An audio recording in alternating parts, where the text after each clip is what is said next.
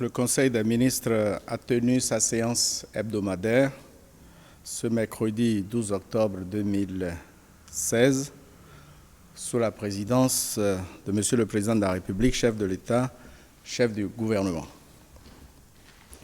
Le point de presse de ce jour portera sur 8 points majeurs.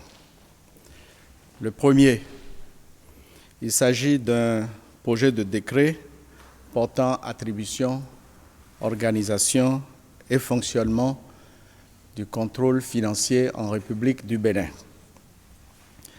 Les attributions du contrôle financier ont été mises en cohérence avec celles du décret du 20 juillet 2016 portant attribution, organisation et fonctionnement du ministère de l'Économie et des Finances, particulièrement en ce qui concerne l'élaboration du répertoire des prix de référence à l'usage de l'administration publique et les conditions de nomination du contrôleur financier, de son adjoint et des délégués du contrôle financier dans les ministères et institutions. Donc, le projet de décret a été adopté par le Conseil. Point 2. Exécution du programme de restructuration et de mise à niveau des entreprises au Bénin. Le Conseil a pris connaissance du compte-rendu d'étape d'exécution du programme de restructuration et de mise à niveau des entreprises au Bénin pour la période de février 2008 à juin 2016. Il s'agit d'un programme financé par l'Union économique et monétaire ouest-africaine et qui concourt à l'amélioration de l'efficacité de l'entreprise industrielle et des structures d'appui et aussi qui concourt à l'amélioration de la compétitivité des entreprises et à la relance de l'économie béninoise. Ce programme est une déclinaison de la politique industrielle commune. Le Conseil a approuvé les actions clés devant permettre de pérenniser les ressources du programme, accélérer les procédures de mise à disposition des fonds de restructuration aux entreprises éligibles. Troisième point, financement du programme d'urgence, fonds de transition eau. La coopération bilatérale entre le Bénin et le Royaume des Pays-Bas prend un nouveau départ dans le secteur de l'eau et de l'assainissement, avec la signature d'un accord de financement. Le processus de formulation d'un nouveau programme a démarré avec le concours du Royaume des Pays-Bas, mais en attendant l'aboutissement de ce processus et dans le souci de pallier aux besoins urgents d'approvisionnement en eau potable des populations, l'ambassade du Royaume des Pays-Bas au Bénin a mis en place un programme transitoire, un programme d'urgence dénommé Fonds de transition eau, d'un coût global de 6 200 millions. Ce programme permettra de desservir 87 500 Béninois dans 21 communes grâce à la réalisation de 350 points d'eau potable en milieu urbain, périurbain et rural. La gestion de ces fonds est confiée à la Caisse autonome d'amortissement. Quatrième dossier, mise en œuvre du schéma national d'aménagement du territoire, ce que nous appelons agenda spatial. Le schéma national d'aménagement du territoire offre une image d'ensemble de l'évolution souhaitable de l'espace national et de ses différentes composantes territoriales. Le schéma précise les principales options d'aménagement du Bénin, à savoir un aménagement à travers les pôles de développement autour desquels toutes les actions de développement doivent se structurer, Un aménagement qui renforce la solidarité et la complémentarité entre voisins, communes voisines ou villages voisins. Et un aménagement qui assure la gestion durable des ressources territoriales. Il s'agit donc pour le gouvernement d'engager l'opérationnalisation de ce cadre de planification à long terme à travers d'importantes actions et opérations d'aménagement de grande envergure et à effet structurant. Le Conseil a approuvé une feuille de route à court terme pour la mise en œuvre de l'agenda spatial. Point 5. Recrutement de personnel pour l'administration publique. Le Conseil avait autorisé l'organisation d'un concours pour recruter 3 601 enseignants au niveau du primaire et de la maternelle, je vous l'avais indiqué. Aujourd'hui, le Conseil des ministres a autorisé le recrutement de 3 432 enseignants contractuels au profit du ministère de l'Enseignement secondaire, technique et de la formation professionnelle. Ce qui veut dire que pour ces deux ordres d'enseignement, le gouvernement a autorisé le recrutement de 7 033 enseignants. L'incidence financière de cette organisation sera prise en charge par le ministère de l'Économie et des Finances dans les meilleurs délais et dans les limites fixées par le Conseil. Point 6. Contrat d'achat d'énergie pour la fourniture d'une puissance de 60 MW. En attendant les investissements structurants programmés pour renforcer notre propre capacité de production de l'énergie électrique, le gouvernement poursuit toujours la recherche de solutions de diversification de sources de production. Le Bénin a obtenu, vous vous en souvenez, du Haut Conseil étatique de la CEB une dérogation pour l'achat et l'importation d'énergie électrique additionnelle sur le réseau interconnecté de la CEB. Le ministère de l'Énergie a saisi cette opportunité pour identifier un producteur privé d'énergie qui peut nous offrir immédiatement une capacité additionnelle de 60 MW au Bénin. Le Conseil a autorisé le ministre chargé de l'Énergie à conclure, avec l'assistance d'un cabinet conseil spécialisé dans le secteur de l'énergie, au meilleur prix, un contrat d'achat d'une puissance additionnelle de 60 MW auprès de la société Paras Énergie. Le ministre de l'Économie et des Finances a été instruit pour contribuer à lever les financements nécessaires dans les meilleurs délais.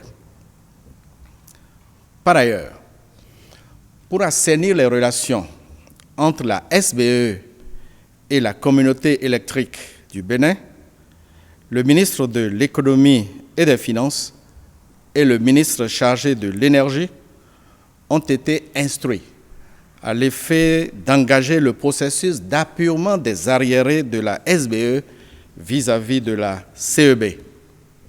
Le montage financier de cet appurement sera assuré, bien entendu, par le ministre de l'Économie et des Finances à hauteur de 12 milliards de francs CFA.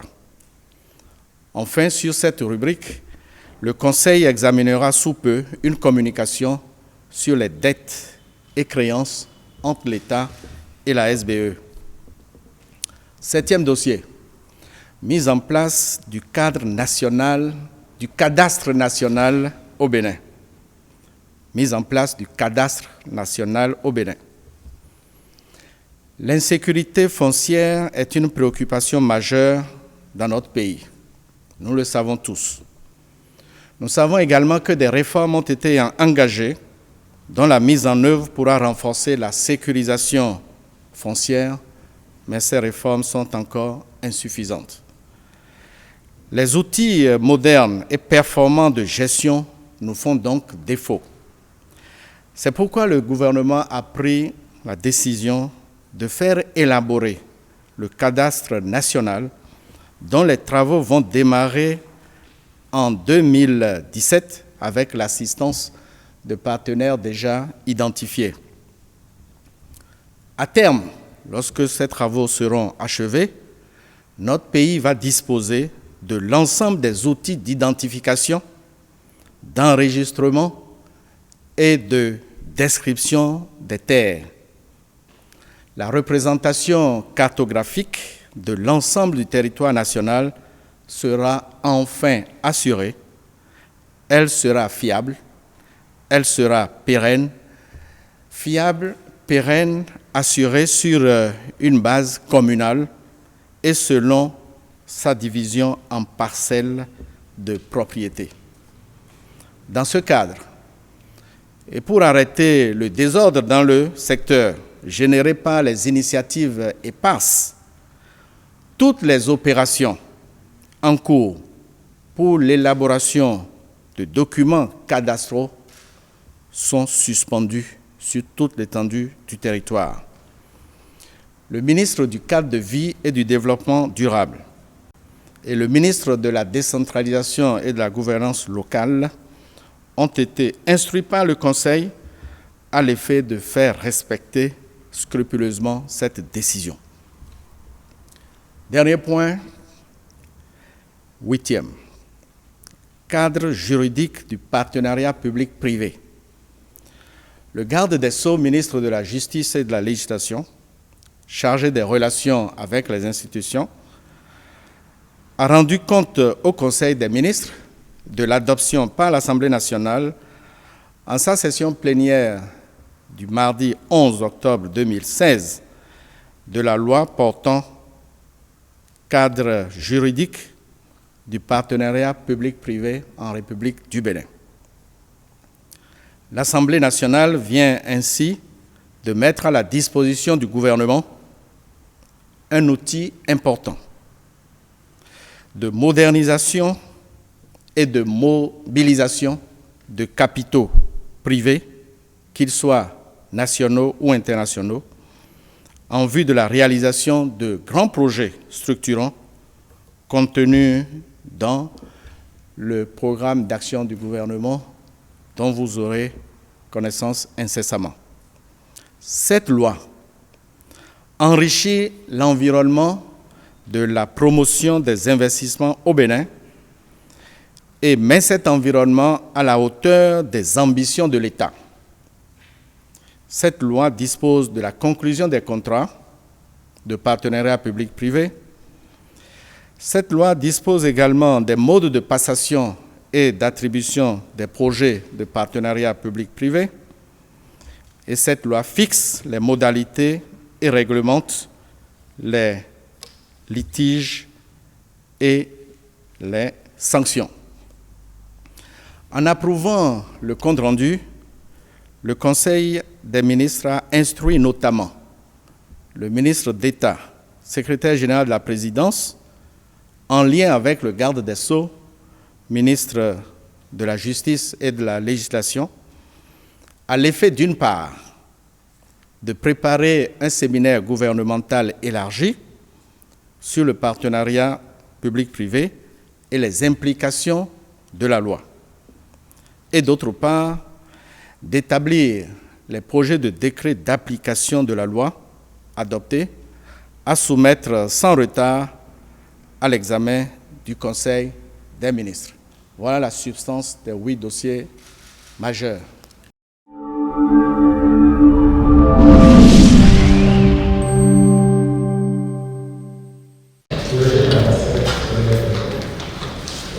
Au sujet de la coopération avec les Pays-Bas, je voulais savoir comment a été réglé d'autres dossiers de scandale de l'eau BAE. Quelle a été la solution qui a été trouvée avec Nous n'avons pas délibéré sur le passé. Nous avons pris en compte ce qui s'est passé pour renouer le dialogue avec l'ambassade des Pays-Bas. Le règlement de ce qui s'est passé se fera en temps utile. Maintenant, Il faut rassurer nos partenaires. Il faut trouver de nouvelles modalités d'intervention pour que n'arrive plus jamais ce qui s'est passé. Donc une nouvelle gouvernance dans le secteur de l'eau. Nous avons eu plusieurs séances de travail avec l'ambassadeur du Royaume des Pays-Bas, en comité technique de niveau supérieur et aussi en conseil présidentiel présidé par le chef de l'État lui-même. Et il y a un groupe de travail qui est présentement en train de faire des propositions sur les nouvelles modalités de prise en charge du secteur de l'eau pour que plus jamais n'arrive ce qui s'est passé. On s'achemine vraisemblablement vers la mise en place d'une agence qui sera chargée de gérer les investissements dans le secteur de l'eau, vraisemblablement dans les zones rurales, avec des modalités de contrat entre l'agence et les collectivités locales. Donc c'est une nouvelle gouvernance qui se met en place. Les partenaires sont rassurés et nous avons encore une autre réunion la semaine prochaine pour finaliser ce cadre-là. Le passé, il y a des gens qui le gèrent. Le futur du Bénin, il y a des gens qui s'en occupent. Voilà. Apparemment, il n'y a plus de questions. Et c'est d'ailleurs la raison pour laquelle, avant de mettre en place le nouveau programme eau, l'ambassade des Pays-Bas met tout de suite en place un accord de financement de 6 milliards d'euros pour pouvoir poursuivre les réalisations dans le secteur de l'eau. Merci pour la réponse à président réglementaire. Permettez-moi de revenir sur la PPA2.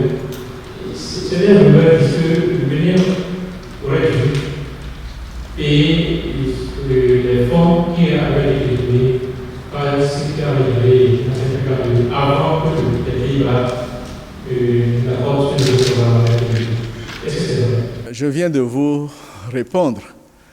Si c'était aussi vrai que cela, l'ambassade des Pays-Bas ne s'engagerait pas dans un programme de transition eau qui porte sur 6 milliards d'euros.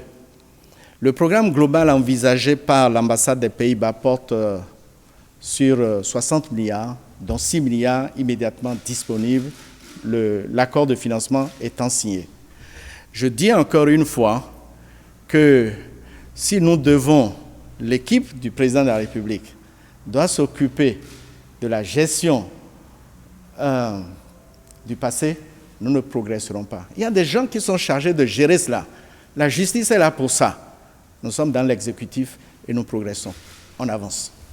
La première, vous avez décidé de la suspension dans le cadre de la mise en place du cadastre.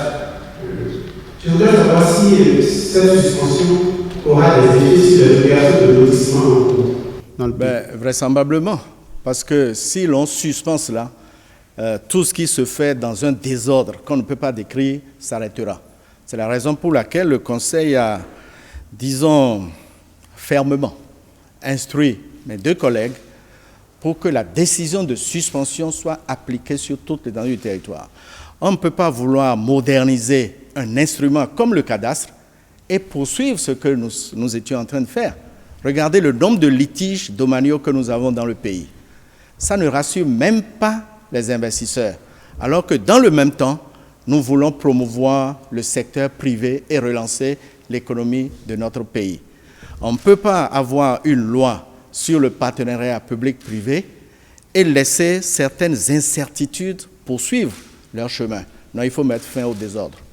C'est par rapport au recrutement d'enseignants. Il y a un dispositif qui dit que le recrutement, pour que cela se fasse, il faut un délai de 3 mois. On se demande est-ce que le gouvernement prend en compte cette disposition-là qui est dans cela. Vous savez, ce qui caractérise ce que nous faisons avec le chef de l'État, c'est la méthode, l'organisation et la rigueur. Nous avons anticipé un certain nombre de choses. Ce n'est pas aujourd'hui que le ministère de la fonction publique va commencer la préparation de ces concours.